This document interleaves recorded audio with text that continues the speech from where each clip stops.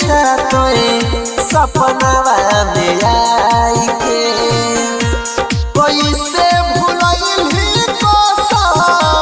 संघवा में खाई के कैसे भुलैली कसम संघवा में खाई के तन्हा इच्छा तोए सपनावा में आई के तन्हा इच्छा तोए सपनावा में आई के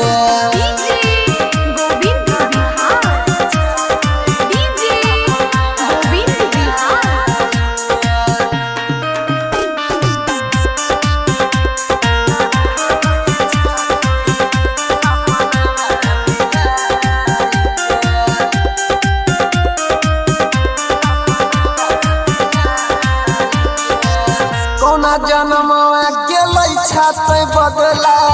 एक के लोगवा कहे सब पगला ये जाना सुना कौना जन्मवा गेलै छाते बदला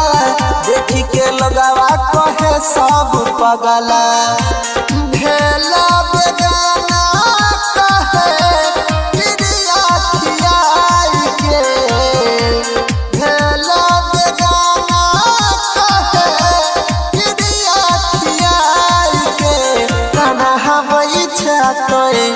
सपनावा में आई के तन्हा इच्छा तोए सपनावा में आई के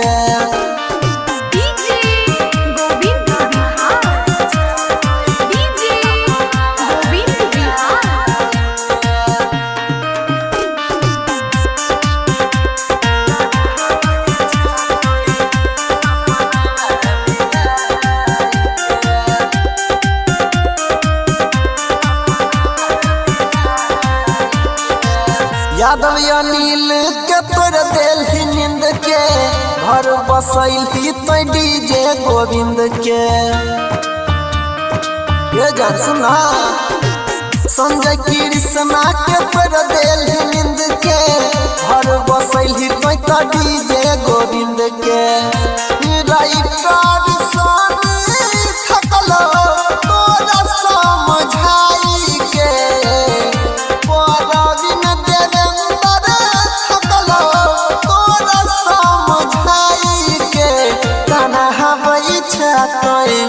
सपनावा में आई के तन्हा इच्छा तोए सपना